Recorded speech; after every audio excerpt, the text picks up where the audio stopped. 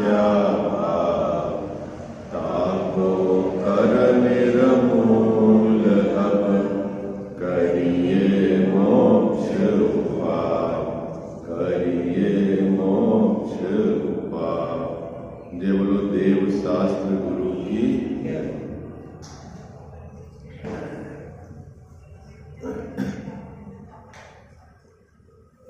सातवां अधिकार अपना नियमित स्वाध्याय के क्रम में चल रहा है। संवर तत्व संबंधी भूल, इस पर अपनी चर्चा चल रही है, विचार चल रहा है। जैन मिथ्या दृष्टि कहो, यहाँ उपस्थित अपने में भी बहुत सारे जीव इस विपरीत श्रद्धा के साथ हैं कि अणुव्रत का भाव और महाव्रत का भाव चारित्र है, और यह मान्यता उनकी वस्तु स्वरूप के विपरीत है। केवली भगवान ने जैसा बताया है सात तत्वों का स्वरूप उसके विपरीत है। क्यों विपरीत है? क्योंकि महाव्रत का भाव और अणुव्रत का भाव आश्रव बंध भाव है, और केवली भगवान ने उसे हेय तत्व बताया है। क्या बताया? हेय तत्व बताया है। और यह जैन मिथ्या दृष्टि उसको उपादेय तत्व मानता है, उसको चारित्र मानता है, उसको धर्म मानता है। तो टोडरमल साहब कह रहे हैं यही तेरी संवर तत्व संबंधी भूल है। तो भूल कैसे मिटेगी कि आश्रव भाव को आश्रव मान और संवर भाव को संवर मान। जो अकषाय भाव है, जो वीतराग स्वरूप भाव है, वो तो है संवर, और जो राग रूप भाव है वो है आश्रव। जब तेरे को ऐसी श्रद्धा हो जाएगी तो तेरी श्रद्धा सम्यक है, सात तत्व के संबंध में तेरे को यथार्थ श्रद्धान है। ये बात है, इतनी सरल सी बात है। और जब तक विपरीत श्रद्धान रहेगा तब तक परिणति में धर्म प्रकट नहीं होगा, है ना। ये बात आप बिल्कुल समझ लेना। सम्यक दर्शन के साथ ही ज्ञान सम्यक होता है, और उसी के साथ कुछ अंश में चारित्र भी सम्यक हो जाता है। क्या बाबू जी? अगर सम्यक दर्शन नहीं है, इसका मतलब है ज्ञान सम्यक नहीं है और चारित्र मिथ्या है। अब बिना सम्यक दर्शन हुए जितने भी व्रत के परिणाम है वह चारित्र नहीं है, तो वो किस कोटि में जाते हैं वो आप गहराई से विचार कर लें। यदि आपने उसे धर्म मान रखा है, क्या है, उन परिणामों को, तो वो और आपके मिथ्यात्व को पुष्ट कर रहे हैं, है ना।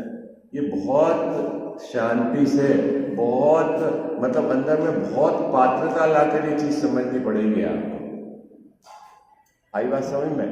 ये क्या कि इतना जितना सरलता से टोडरमल साहब ने यहाँ लिया है, इसको समझने के लिए उतनी ही आपको पात्रता और अपनी चित्त की सरलता चाहिए। बाकी ये आपके गहराई से उतरेगा नहीं, है ना। कल अपन ने क्या बात की थी आपकी? अणुव्रत और महाव्रत ज्ञानी धर्मात्मा क्यों अंगीकार करते हैं?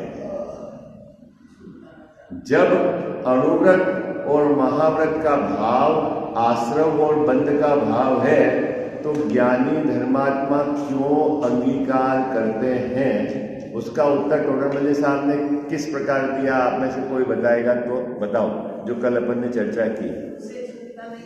हाँ, अरे अंगीकार करने की कहाँ बात है? क्या कह रहे बाबू जी? अंगीकार करने की बात कहाँ है? जो राग तीव्र है उसको छोड़ दिया, उसका त्याग कर दिया, और जो राग मंद रह गया वो रह गया। क्या क्या बात बाबू जी, पंक्ति समझ में आई कि नहीं आई है?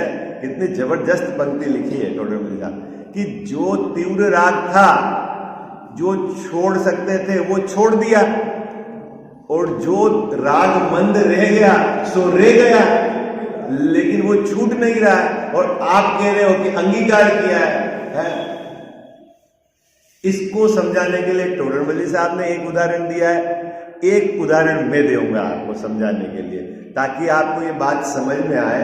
टोडरमल साहब ने ये यहाँ उदाहरण दिया है भोजन से रिलेटेड कि आप कंदमूल का त्याग करते हैं, है ना, ऐसी सब्जी का त्याग करते हैं जिसमें जीव बहुत है, लेकिन उसमें से कुछ सब्जी ग्रहण भी करते हैं। ठीक है, आलू, प्याज, लहसुन, गाजर, मूली, इसका तो आप त्याग करते हैं, और आप लौकी, ककड़ी, इसका सेवन करते हैं। तो टोडरमल साहब ने पूछा कि जो जिसमें बहुत ज्यादा हिंसा थी और उसका सेवन करने का परिणाम तीव्र कसाय का परिणाम था, आपने उसका तो कर दिया त्याग, और जिसमें हिंसा उनकी तुलना में कम है, ऐसा नहीं कि हिंसा नहीं है, लेकिन उनकी तुलना में बहुत अल्प है, ऐसे सब्जी का आप सेवन कर रहे हो, वो है मंद राग का परिणाम। लेकिन आलू, प्याज, लहसुन, गाजर, मूली छोड़कर यदि आप कोई बोलो कि मैं धर्मात्मा हो गया, तो इस चक्कर में नहीं रहना। क्यों? कि वो तो तीव्र कसाय का परिणाम छोड़ा है और अभी मंद कसाय का परिणाम रह गया है। आई बात समझ में? और जब वो मंद कसाय का परिणाम भी छूटेगा, है ना, तो ये है, ये थोड़ा सा जटिल है। अभी मैं आपको एक सरल उदाहरण देता हूं अणुव्रत का, तब आपको समझ में आएगा। देखो, जो अणुव्रत को अंगीकार करते हैं, गजावा साहब बहुत उपयोग लगा के सुनना, तो उनके ब्रह्मचर्य अणुव्रत, उसमें क्या होता है? बोलो, ब्रह्मचर्य अणुव्रत होता है ना बाबू जी, है ना, उसमें क्या होता है?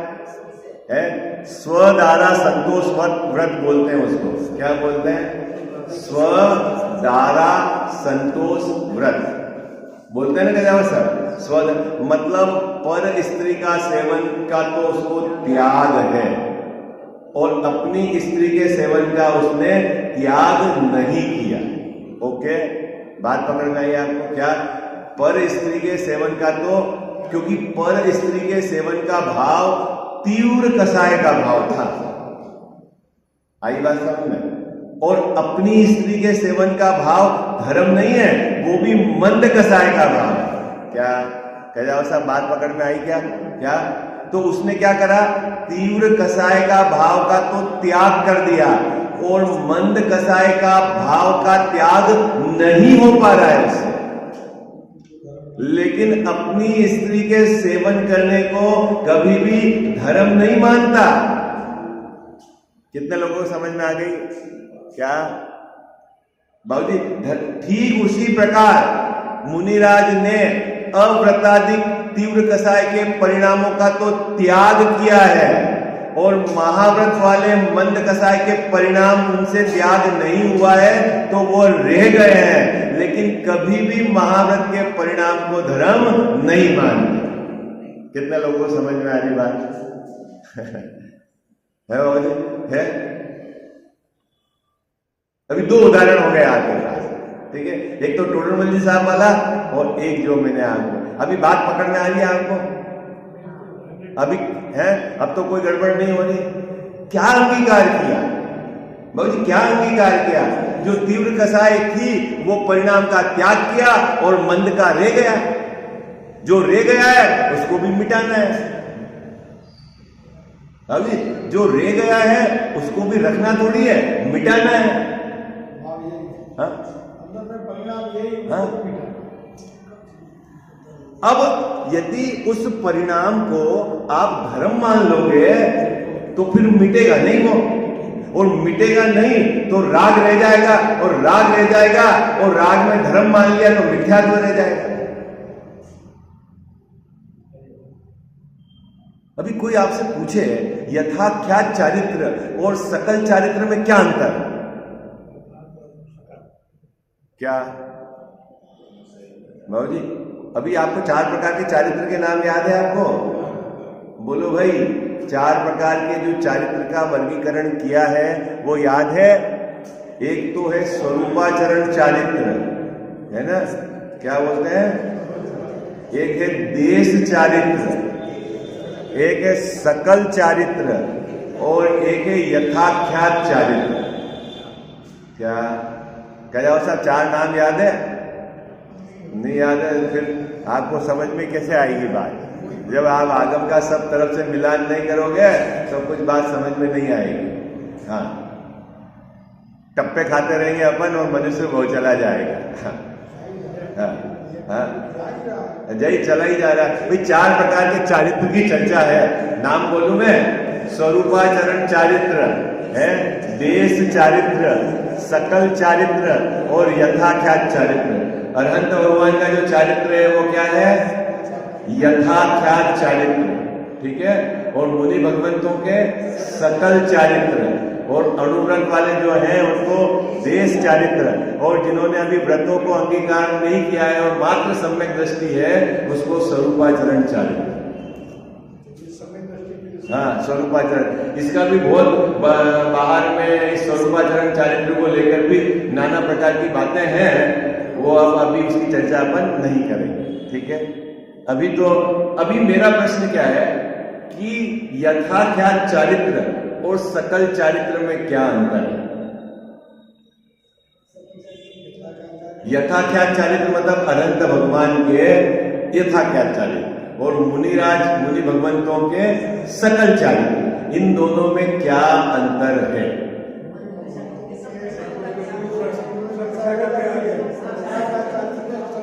क्या कि अरहंत भगवान के चारों कसाय का अभाव हो गया, ओके, इसलिए उसको बोला यथाख्यात चारित्र। और मुनि भगवंतों के 3 चौकड़ी कसाय का अभाव हुआ है और एक कसाय रह गई है स्वंजलन की, तो वो है सकल चारित्र। अब मेरा प्रश्न है कि स्वंजलन कसाय में क्या काम होता है? भाई, जब आप कह रहे हो कि मुनिराज के स्वंजलन कसाय रह गई है, तो उस स्वंजलन कसाय में वो क्या परिणाम होते हैं ये तो बताओ आप। स्वंजलन कसाय में क्या परिणाम होते हैं उनके? क्या परिणाम होते हैं जैसा कि वह 28 मूल का पालन करते हैं, वो उपदेश देते हैं, वो ग्रंथ लिखते हैं, बाबू जी, तो ये सब परिणाम कसाय के हैं ना। आप इसके साथ संजलन कसाय का शब्द। हाँ, स्वंजलन कसाय है। चलो, आपको जो लगता है कसाय मतलब स्वंजलन कसाय, भाई भले देखो स्वंजलन हो लेकिन है तो कसाय।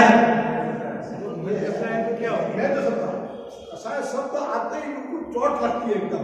संजलन कसाय वो एक्चुअली चक्कर क्या है बाबूजी, अभी तक हमारा सबसे बड़ी गड़बड़ी क्या हुई कि हम मंद कसाय के परिणाम में संतुष्ट हो गए हैं और उसमें धर्म बुद्धि पड़ी है। ये सबसे बड़ी कमी है हमारी। हम इतने ज्यादा उसके प्रति प्रीति रखते हैं कि हम वो कसाय को भी मंद करके सुनना चाहते हैं। आप मंद बोलो, आई बात है, क्योंकि अंदर में हमारा इतना जबरदस्त उसके प्रति रुझान है। ये भी एक तरह की कसाय हुई। कहा वो अनंतानुबंधी का सिंबल है। आप ये बार बार कह रहे हो कि मंद बोलो, इसका मतलब अभी अनंतानुबंधी विद्यमान है। कसाय बोलो ना, वो मेरा स्वभाव नहीं है, उसका मेरे स्वभाव में प्रवेश नहीं है, वह दुख है, हे कसाय, वो मेरी जाति की नहीं है। आई बात समझ में? कसाय मेरी जाति की नहीं है, मैं चेतन हूं और वो जड़ है। उसका बिल्कुल वो है ही नहीं। विकारी पर्याय, निर्मल पर्याय और जगत के समस्त परद्रव्य मुझसे अत्यंत भिन्न है, ऐसा करके अंदर में अपने स्वभाव को पकड़ो। क्या बात करते हो? तो आपको लगेगा आप बहुत कठिन कर देते हो विषय, इसलिए मुझे थोड़ा क्या स्वभाव, एक तरफ मैं और एक तरफ है? वो है। हाँ? किसको छाड़ना है अपने में से बाबूजी? अपनी विकारी पर्याय, अपनी निर्मल पर्याय और समस्त परद्रव्य में अनंत भगवान भी आ गए और गुरुदेव श्री भी आ गए, वो सब बाहर एक तरफ में। आई बात समझ में? निज तत्व ज्ञायक भगवान। बाबूजी ये अनंत भगवान तो भगवान है, लेकिन उनसे ऊपर भी एक भगवान है। वो कौन है? हाँ, जब तक ये आपको नहीं होगा तब तक काम नहीं चलेगा। आई बात समझ? वो क्योंकि निज आश्रय से ही परिणति में धर्म प्रकट होगा भाई। अनंत भगवान का आश्रय करने से धर्म प्रकट नहीं होगा, पुण्य का पतासा मिलेगा। क्या मिलेगा? क्या मिलेगा गजानन साहब? पुण्य का पतासा मिलेगा। उनके पास खड़े रहोगे तो बार बार बोलेंगे भाई तू अपने स्वरूप में जा, यहां खड़ा रहेगा तो कुछ नहीं होने वाला है। तू मेरी कितनी भी जय जयकार कर, तेरे को परिणति में धर्म प्रकट नहीं होने वाला है। तेरे को अपने आत्मा का आश्रय लेना पड़ेगा। ये उनका स्पष्ट उपदेश है, मुख उपदेश है। जैसा मैं कर रहा हूं वैसा तेरे को करना पड़ेगा। आई बात समझेगी?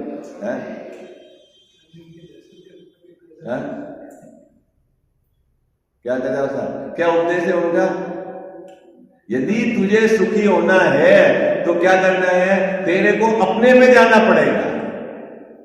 मेरे पास खड़ा रहेगा कुछ नहीं होने वाला। बोल, एक बात बैठती है आपके? अरे हाँ, बैठती है बात गजानन साहब? नहीं बैठती है ना? क्यों? हम पराधीन प्रवृत्ति है। चार नाम बताए, स्वरूपाचरण चारित्र, देश चारित्र, सकल चारित्र और यथा क्या चारित्र है ना। रत्नकर्ण शास्त्राचार्य जी के आधार से आप अभ्यास करना, वहां आपको मिलेगा प्रकरण। अब बाबूजी स्पष्ट हो गई बात आपको। 3 उदाहरण हो गए, ठीक है। एक तो टोडरमल साहब ने दिया, एक मैंने अब आपको सरलता से समझाने के लिए दिया, और एक मैंने आपको 2 चारित्र के अंतर को समझा के बताया, ठीक है। अब अपन निकालो ग्रंथ क्या कहते हैं। बिल्कुल पंक्ति को आप एकदम उपयोग को एकाग्र करके पढ़ना। मैं पढ़ता हूं आपके पास, आप देखना। क्या? उसे छूटता न जानकर। शब्द ही ऐसा है बाबूजी, चोट मारे। क्या लिखा? उसे छूटता न जानकर। किसको छूटता न जानकर? अणुव्रत के परिणामों को और महाव्रत के परिणामों को।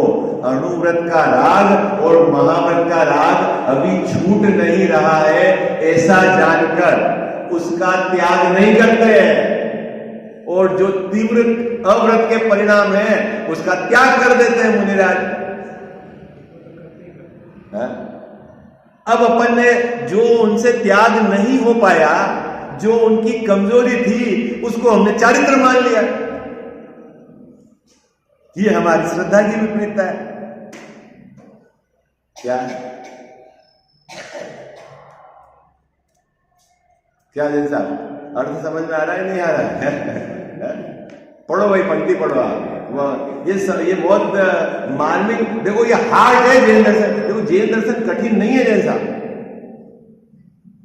बहुत कठिन या तो आपने कर दिया है या आपके चित्त में। बहुत सबसे सरल है। शिवभूति मुनिराज का काम हो गया उनका। स्व पर का विभाजन करना है बस आपको, और कुछ नहीं करना है। क्या करना है बाबूजी? स्व पर का विभाजन, अपने वर्तमान जो ज्ञान है उसमें आगम के आधार से विभाजन करना है। एक तरफ स्व में अपना शुद्धात्मा और उसको छोड़कर सब पर। इतनी जो भेद ज्ञान की ज्योति आपकी जग गई, वह भेद ज्ञान केवल ज्ञान ले आएगा। आई बात समझ? क्या कितना बड़ा काम है? आपने बाबूजी वो सुना क्या प्रवचन? बाकी ज्ञान को दुखी मत करो। समझ में आया क्या? वो दुनिया भर के भेद प्रभेद, ये इस गुणस्थान में क्यों दुखी करते हो? स्व और पर का विभाजन करो। वो जो भेद ज्ञान की ज्योति है वो केवल ज्ञान ले आएगी। हाँ?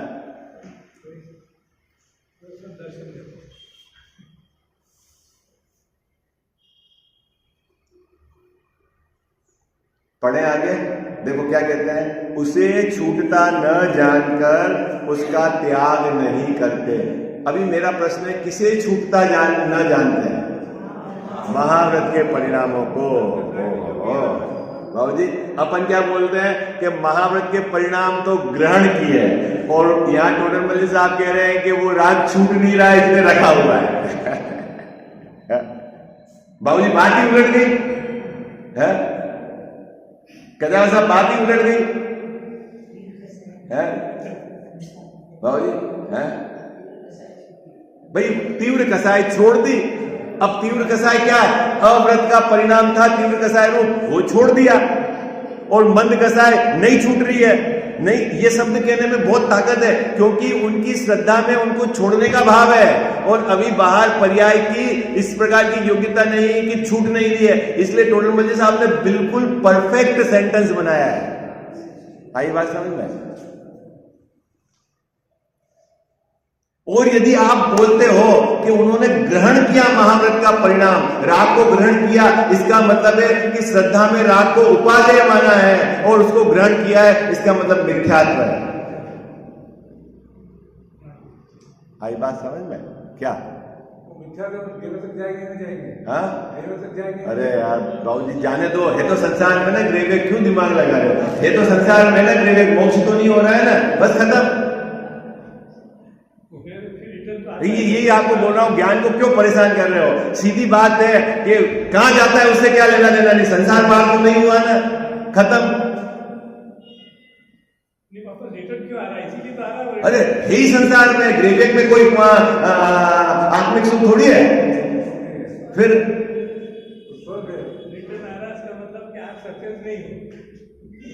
आप पढ़ना प्रवचन साहब में तो कहा कि वो ज्यादा दुखी है अपने से। आचार्य भगवान ने कहा, कौन? स्वर्ग वाले देव हैं, तो कैसे ज्यादा दुखी है? हाँ? हाँ? हाँ? जैन साहब, आप, मेरे पास एक रूम है ना, 2 जोड़ी कपड़े हैं, ठीक है, और आपके पास एक महल है 100 रूम का, और आपके पास 1000 जोड़ी कपड़े हैं, कौन ज्यादा दुखी है? ये तो आपके पुण्य का उदय है, और आप कह रहे हो ज्यादा दुखी हो। वहां तर्क दिया कि वो 5 इंद्रिय के विषयों में कैसा भाग रहा है, कितनी तेजी से दौड़ रहा है, इसका मतलब है कि वो दुखी है। आपने एक दाल एक रोटी बना के भोजन कर लिया, एक ने थाली में 10 प्रकार के व्यंजन बनाए हैं, कौन दुखी है? बाबूजी, कौन दुखी है? हाँ? ये तो गले में उतर रही ना बात है, फिर वहां मत लगाना है मेरे तो पुण्य का उदय है, रहने दे। अभी आप बात समझिए, वो पक्ष भी समझो, आप सभी पक्ष समझो। पुण्य के उदय वालों को मोक्ष मार्ग समझाना बहुत मुश्किल है, होश में ही नहीं रहता है वो, बहुत मुश्किल। वो एक अपेक्षा है भाई। बिना कसाई की मंदता के ये बात आपको समझ में नहीं आएगी। और दूसरा, आत्म कल्याण की तीव्र रुचि होनी चाहिए।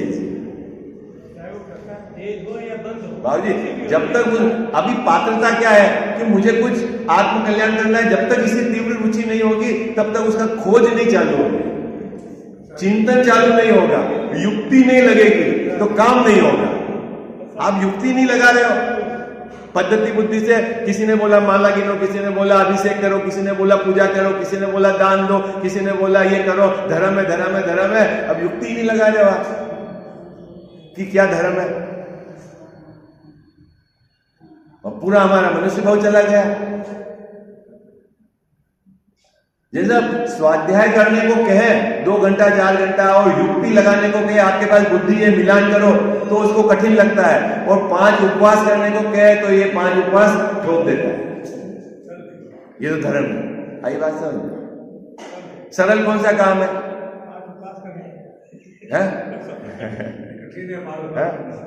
बाबू जी कौन सा काम सरल है?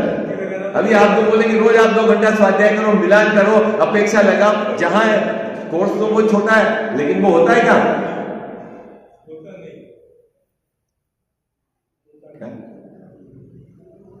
बोलो, ये मोक्ष मार्ग प्रकाशक का सबने स्वाध्याय करा था पहले? 1 बार 2 बार 3 बार सबने करा। इस पंक्ति पर आपने रुककर विचार किया, भाव निकाले क्या कह रहे हैं टोडर मल्ली साहब? हाँ, और अपनी कॉपी में तो हो गया कंप्लीट। हाँ, क्या कह रहे हैं अजित भैया? क्या कह रहे हैं? उसे छूटता न जानकर, किसे छूटता न जानकर? अणुव्रत के और महाव्रत के परिणाम को छूटता न जानकर उसका त्याग नहीं करते। ये शब्द ये कहना चाह रहा है, खुद ये सेंटेंस ये कहना चाह रहे हैं कि श्रद्धा में तो उसको त्याग करने का भाव है, लेकिन अभी वर्तमान चारित्र में इस प्रकार की ताकत योग्यता की नहीं छूट पा रहे हैं, इसलिए वो रह गए हैं, और जो छूट गए हैं उनको छोड़ दिया है। ये है, आई बात समझ में? श्रद्धा में छोड़ना चाहते हैं, बिल्कुल छोड़ना चाहते हैं। हाँ,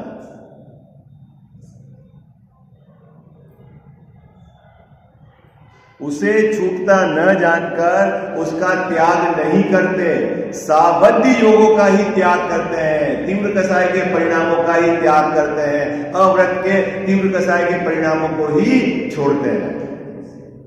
परंतु अब ये उदाहरण है, जैसे कोई पुरुष कंद मूलादिक बहुत दोष वाली हरितकाय का त्याग करता है और कितनी ही हरितकायों का भक्षण करता है ना? अब आप अपने जीवन में भी होगा, कुछ हरी सब्जी तो आप खा रहे हैं, भक्षण कर रहे हैं, और कुछ सब्जी का आपने त्याग कर दिया है ना? कोई अभी प्रश्न ये है कि आपने आलू प्याज लहसुन का त्याग किया है और ककड़ी और आपने लौकी का सेवन कर रहे हो, तो क्या ककड़ी और लौकी का सेवन करना धर्म है? तो फिर क्यों सेवन कर रहे हो? उसमें क्या जीव नहीं है? भाई साधारण नहीं, लेकिन प्रत्येक वनस्पति तो है? तो उसमें जीव है कि नहीं है? तो फिर क्यों छोड़ नहीं रहे हो? तो आप क्या बोलोगे कि छूट नहीं रही है। बाबू जी क्या, मैं एक भी जीव की हिंसा करने का मेरे को अभिप्राय नहीं है, लेकिन यह राग छूट नहीं रहा है। कोई ऐसा माने कि मैंने ये 2 सब्जी रख ली और मैं धर्मात्मा, अरे भैया ये राग है, ये छूट नहीं रहा है, छोड़ना है इसको। तीव्र कसाय को छोड़ दिया और मंद कसाय छूट नहीं रहा। फिर से बोलो, क्या? तीव्र कसाय को छोड़ दिया और मंद कसाय छूट नहीं रही है, लेकिन अभिप्राय में उसको भी छोड़ना चाहता हूं। ठीक उसी प्रकार अव्रतादिक के तीव्र कसाय के परिणाम मुनिराज ने छोड़ दिए हैं और व्रतादिक महाव्रत के मंद कसाय के परिणाम नहीं छूट रहे हैं, लेकिन श्रद्धा में उसको भी रखना नहीं चाहते।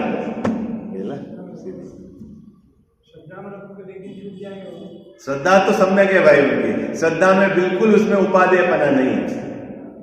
देखो आगे पंक्ति का अर्थ समझ में आ गया आपको? यही बात है। देखो, परंतु उसे धर्म नहीं मानता।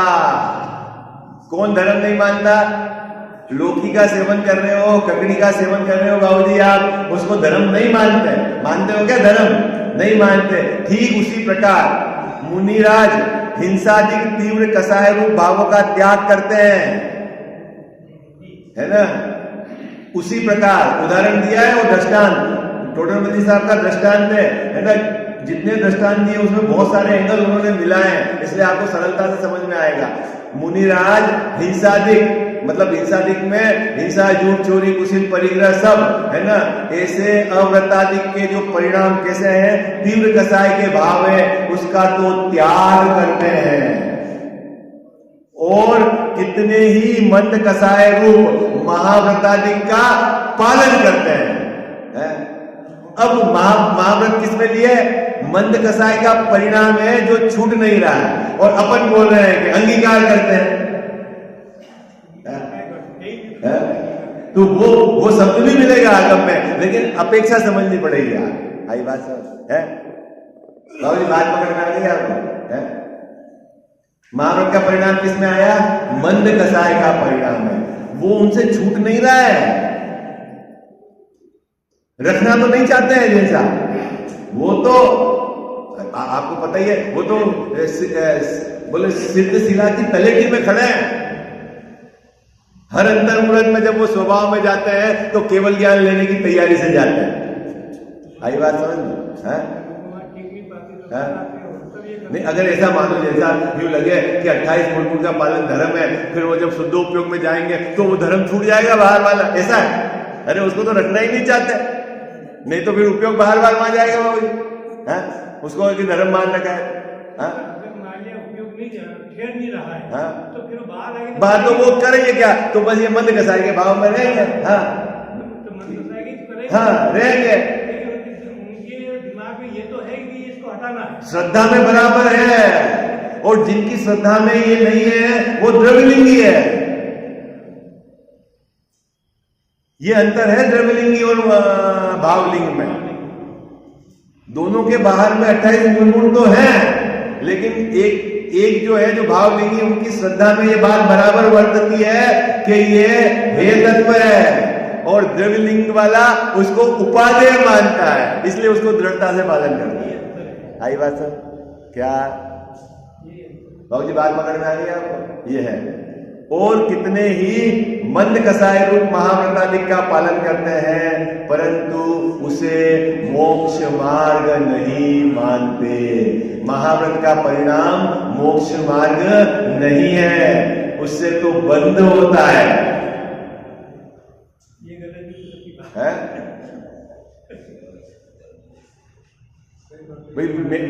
अगर मेरी बाबूजी ताकत कम है समझाने की, आप किसी भी विशेष ज्ञानी से पूछना, कोई दिक्कत नहीं। ये ग्रंथ आपके पास उपलब्ध है, जिससे आपको समझ में आए समझना कि भाई क्या कह रहे हैं।